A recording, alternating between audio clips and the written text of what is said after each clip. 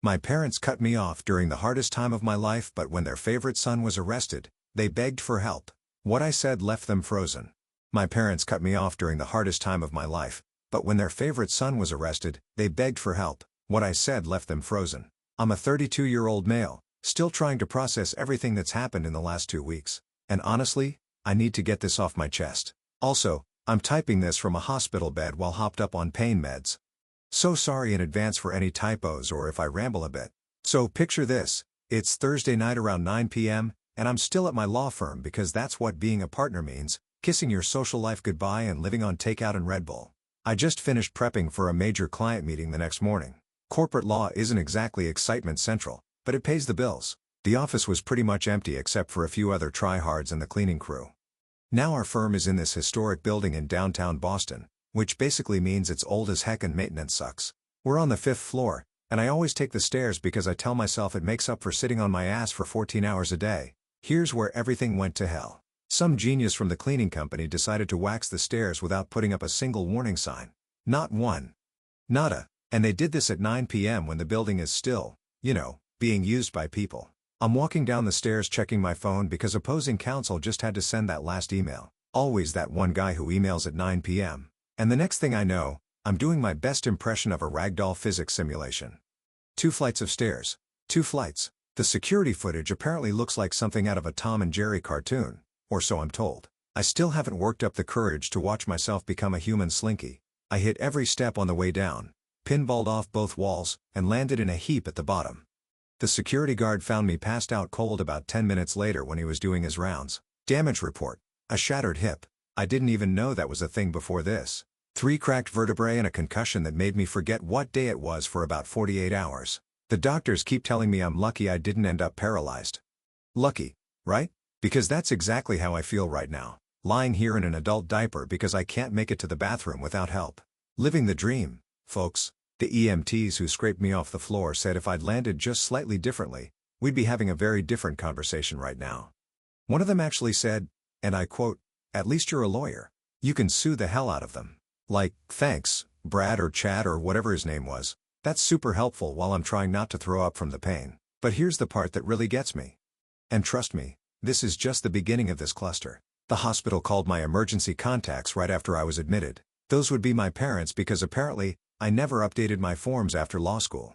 Note to self, fix that if I ever get out of here. You'd think your folks would rush to the hospital when they hear their son nearly became a permanent resident of Wheelchair City.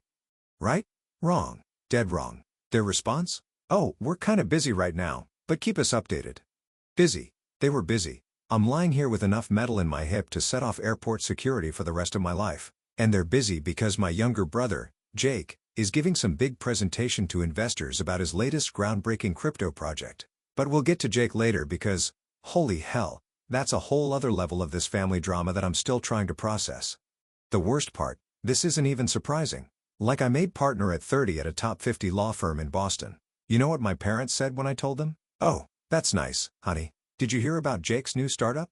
Or he's really going places." Yeah, going places all right, but I'm getting ahead of myself. So here I am, day 14 in the hospital, typing this out on my phone because I can't sleep, and the pain meds are making me philosophical or something. The nurses are cool. Shout out to Steve on the night shift who sneaks me extra gel. Oh but man, hospital beds were not designed for 6'2" dudes with broken everything. My firm's been surprisingly decent about the whole thing. They're covering all my cases and the managing partner even sent a fancy fruit basket because nothing says, "Sorry, you almost died in our building" like overpriced pineapple. The building management company's lawyers have already reached out about a settlement, which is hilarious because, I am a lawyer. Do they think I don't know exactly how much they screwed up? But that's not even the real story. The real story is what happened next because, apparently, the universe decided that a shattered hip and spinal injury wasn't enough drama for 1 month. My family? Well, let's just say things are about to get way more complicated. Let me give you a bit of background about my family situation. Since I'm still stuck in this hospital bed with nothing but time and morphine, let's dive into this cesspool of dysfunction. Picture this, Newton, Massachusetts, early 90s, upper middle class suburb, where everyone's kid is apparently going to cure cancer or become president. My parents, Linda and Robert, who I'm just going to call Lander because typing one-handed sucks, were your typical suburban power couple. Dad's an accountant, mom's a real estate agent, and they had their life plan all mapped out. Two perfect sons who'd grow up to be exactly what they wanted. Then there's me, their firstborn. I did well in school, was captain of the debate team, and got into Boston University with a scholarship. Pretty solid, right? But then there's Jake, my brother, 2 years younger and apparently touched by Zeus himself if you believe my parents. Here's the thing about Jake. He's always been scary smart with computers. Like, at 13, he was already coding his own games and stuff. Cool, right? Except my parents took this and ran with it to an absolutely insane degree. Every little thing he did was treated like he was inventing the next Facebook. He'd make a basic website. They'd invite the whole family over to marvel at it. He'd write a simple app. They'd tell everyone their son was the next Steve Jobs. Meanwhile, I'm busting my ass through BU, then getting into Boston College Law, which, by the way, is not exactly a slouch school. I made law review, graduated near the top of my class, and landed a job at a prestigious firm. You know what my parents said when I made partner at 30? That's nice, honey. Did you hear Jake's teaching himself blockchain development? I still remember the day I won my first major case as lead counsel. It was a complicated corporate merger dispute made the local business news and everything. I called home excited to share the news and my mom literally, I kid you not, interrupted me to talk about how Jake had just started his third startup. His first two had failed spectacularly, but apparently, that was just part of the entrepreneurial journey. My actual success? Let me give you a typical family dinner example from last Christmas. Jake shows up 2 hours late because apparently entrepreneurs don't believe in time, wearing a hoodie that probably cost more than my first car. He starts talking about his new crypto platform that's going to revolutionize digital ownership or whatever buzzword soup he was serving that day. My parents are hanging on every word like he's delivering the Sermon on the Mount. Me? I try to mention that I just closed a $50 million deal for a major tech company, kind of relevant to the conversation, right? Mom literally shushes me. Shushes me, a 32-year-old partner in a law firm. Honey, Jake's explaining blockchain to us, like I'm some kid interrupting the adults. And the money. Oh, God. The money. Every time one of Jake's startups failed, which was about once every 18 months, my parents would invest to help him get back on his feet. Their retirement fund? What retirement fund? It all went to Jake's ventures. But when I needed help with law school loans, sorry, honey, you need to learn financial responsibility. The real kicker? Jake's never had a real job. Not once. He's gone from failed startup to failed startup, living off investor money and our parents' retirement fund.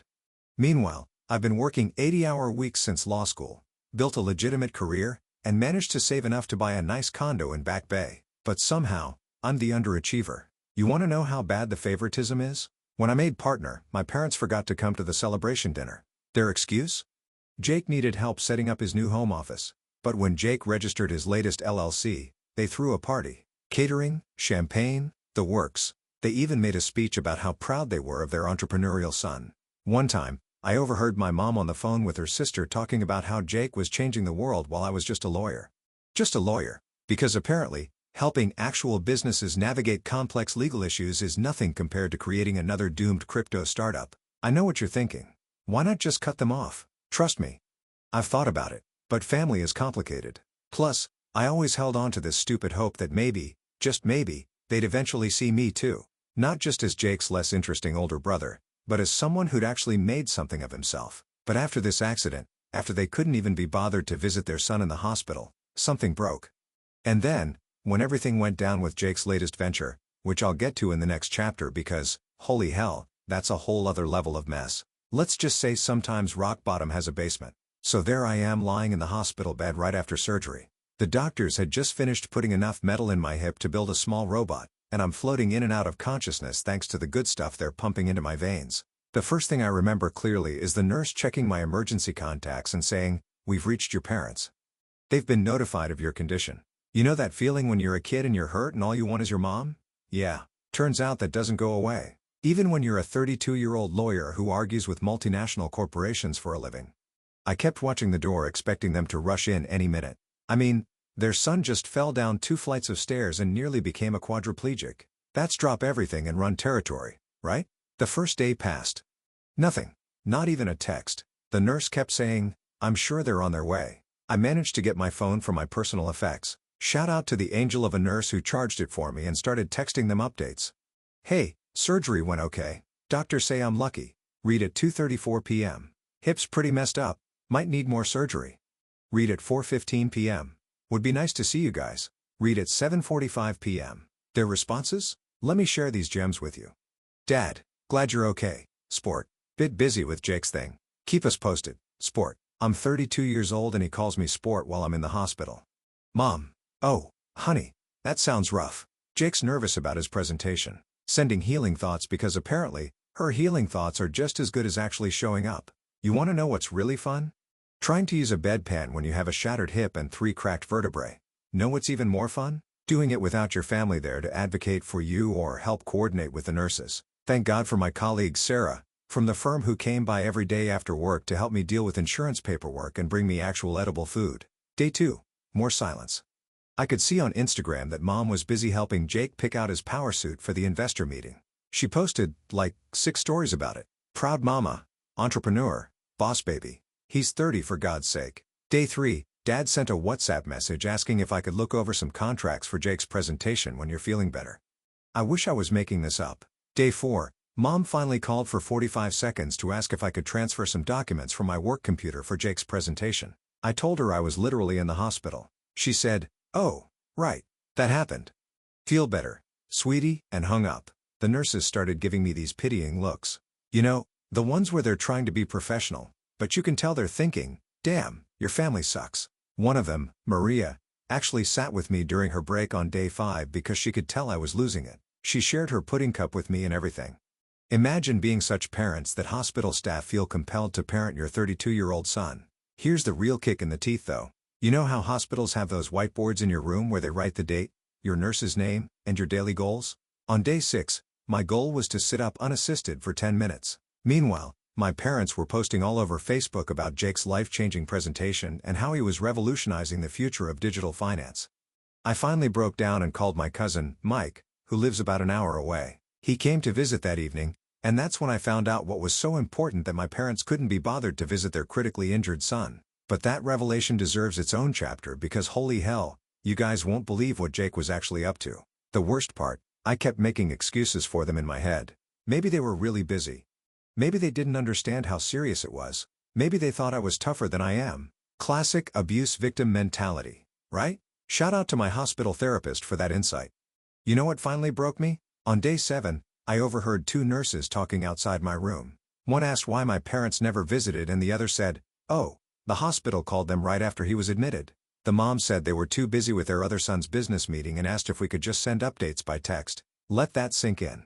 Their son is in the hospital with potentially life-altering injuries, and they asked for updates by text because they were busy with Jake's PowerPoint presentation.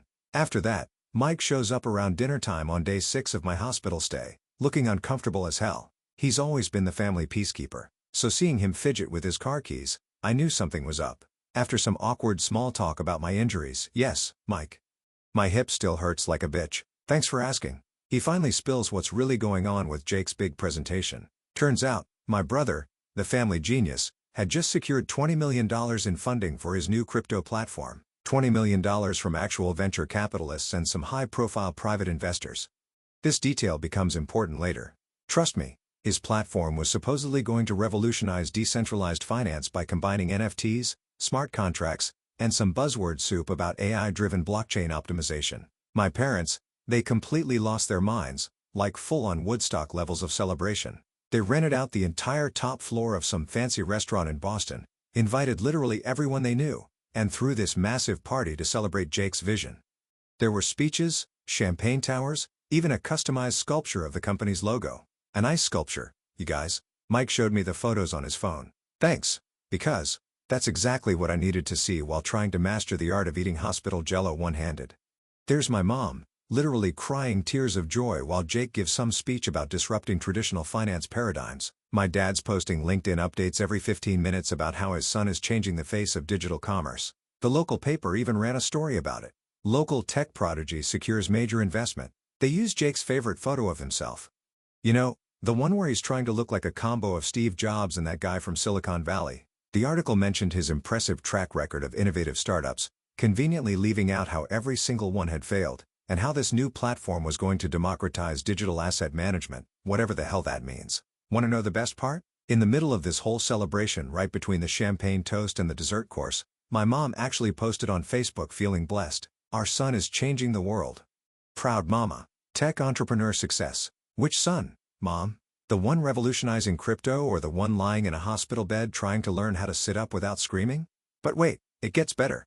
During the party, Jake apparently gave this big speech about family being the foundation of success, and how our parents' unwavering support made everything possible. He even got emotional talking about how they always believed in him.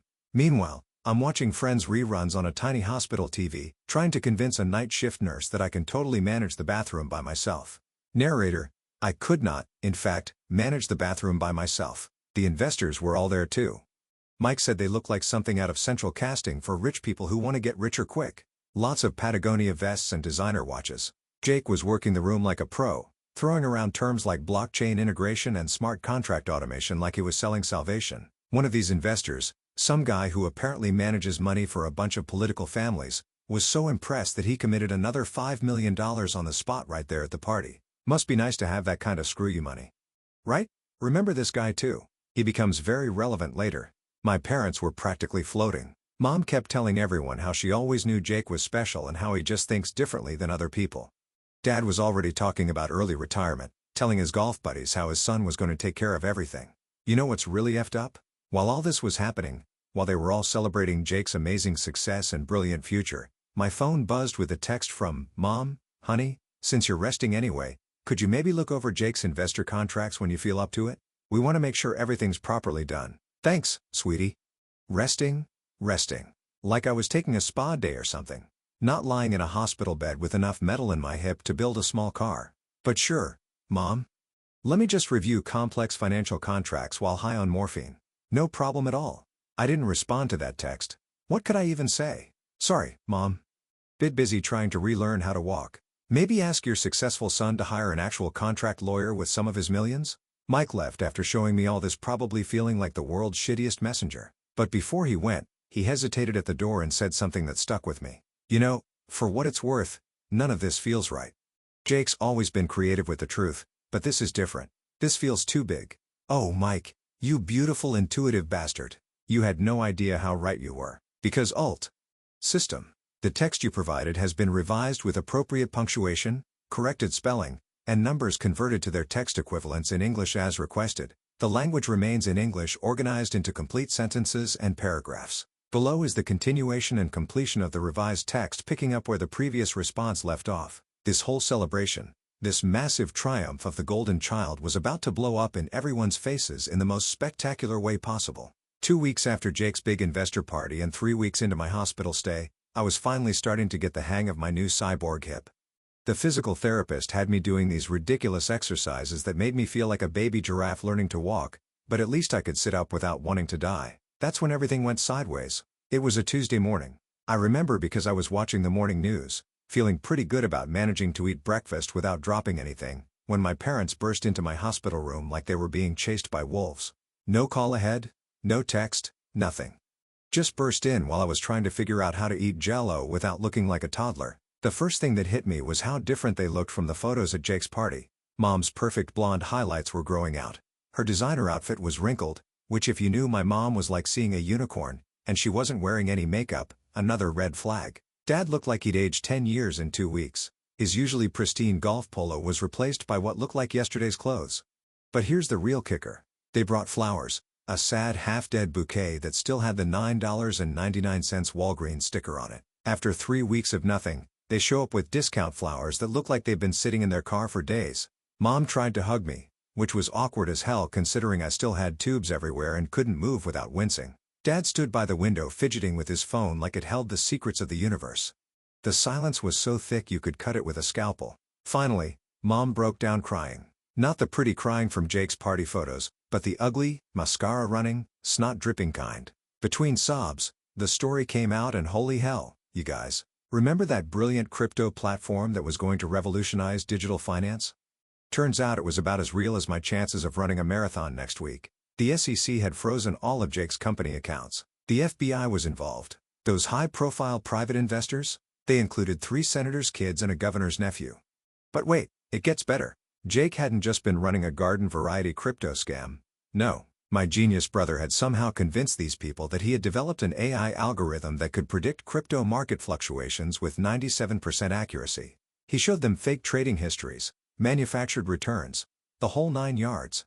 The $20 million wasn't going into platform development. It was going straight into paying off earlier investors and funding Jake's market research, Red, his Tesla, his downtown condo, and apparently a yacht share I didn't even know about. Mom was still crying, mascara creating what looked like war paint on her cheeks when Dad finally spoke up. "Son," he said in that tone that always preceded him asking for something, "we need your help." Turns out they'd already blown through their retirement fund paying for Jake's initial legal fees. The house was mortgaged to the hilt. They'd even taken out personal loans to help him maintain his successful entrepreneur image, all because Jake had a vision. Now they needed me, their backup son, the boring old corporate lawyer, to ride to the rescue. They wanted me to represent Jake, to work my legal magic, Dad's actual words, and make this all go away. Mom even had the audacity to say, "This is your chance to really help the family." I just lay there, tubes coming out of my arms, still unable to walk without assistance, and listened as they explained how I could redeem myself by saving Jake. Not one mention of my injuries, not one question about my recovery, just straight to how I could fix their golden child's latest mess. The kicker? While Mom was mid-plea about family loyalty, a nurse came in to change my bandages. She took one look at my parents, whom she'd never seen before despite working my case for 3 weeks, and said, "Oh, you must be the family." I was beginning to think our patient was an orphan. The silence that followed was so thick, you could have built a crypto platform on it. But the real gut punch came when Mom tried to defend themselves. "We've been so busy dealing with Jake's situation," she started. And I swear to God, the nurse's eyebrows nearly flew off her face. Even Dad had the decency to look embarrassed. That's when I realized something. This wasn't just about Jake's fraud or my parents' favoritism anymore. This was about a lifetime of being the family's backup plan, their safety net, their in-case-of-emergency break glass option.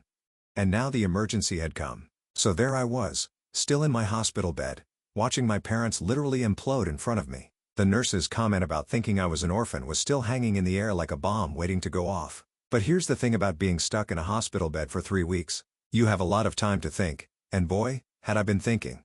Dad started pacing the room, launching into what I'm sure he thought was a compelling pitch about family loyalty and stepping up in times of crisis. But I couldn't stop staring at that pathetic Walgreens bouquet they'd brought. 3 weeks. It took them 3 weeks and a federal investigation to bring me dying flowers. Here's where it gets interesting.